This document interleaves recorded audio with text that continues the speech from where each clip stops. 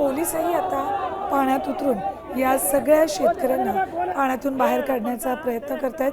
हे आंदोलन चिघळू नये याची काळजी पोलिसांकडून घेतली जाते, मात्र तरीही शेतकरी मोठ्या प्रमाणात जलसमाधी आंदोलनासाठी जमलेत आणि पाण्यात उतरायला सुरुवात झालेली आहे।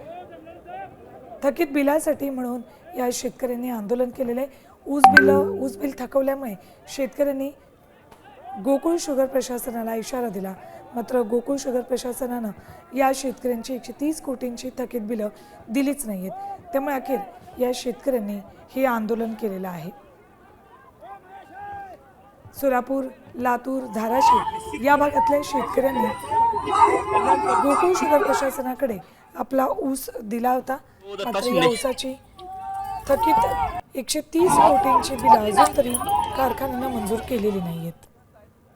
पोलीस प्रशासन असेल, तहसीलदार असतील, हे स्वतः या ठिकाणी आलेले आहेत आणि शेतकऱ्याची जी आहे समजूत काढण्याचा जो आहे तो प्रयत्न करत आहेत। प्रशासनाचे अधिकारीच इथून दिसतात, पण काका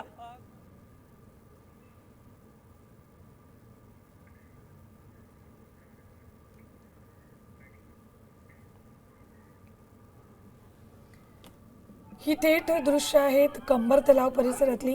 या तलाव परिसरामध्ये धाराशिव, लातूर आणि सोलापूर या भागातले शेतकरी मोठ्या प्रमाणात जमलेले आहेत, आंदोलन करत आहेत।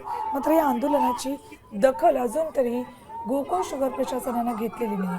आता या आंदोलनाचं गांभीर्य वाढत चाललेलं आहे, कारण अजून तरी गोकुळ शुगर प्रशासनानं या शेतकऱ्यांना थकीत देण्याबाबत कुठलंही आश्वासन दिलेलं नाही आहे, कुठलीही तारीख दिलेली नाही आहे। त्यामुळे या शेतकऱ्यांनी आपल्या हक्काच्या पैशांसाठी म्हणून हे आंदोलन सुरू केलेलं आहे।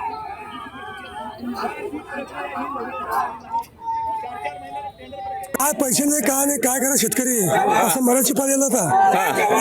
मरून गेले बरं की मग राहिलं काय, शेतात बघितलं तर काय सर्व पाप गेल्या वर्षी पावसानं नुकसान केलं। असलेलं ऊस तर होतं ते पण ह्यांनी घेऊन गेले। कुठून आलो तुम्ही? दर्शनाला कितीचे थकबाकी आहे? 365 टन। या शेतकऱ्यांच्या मागण्यांकडे अजून तरी गोकुळ शुगर प्रशासनानं लक्ष दिलेलं नाही आहे, त्यामुळे शेतकरी प्रचंड आक्रमक झालेत। 17 दिवस उपोषण करूनही शेतकऱ्यांच्या मागण्यांकडे गोकुळ शुगर प्रशासनानं दुर्लक्ष केलं।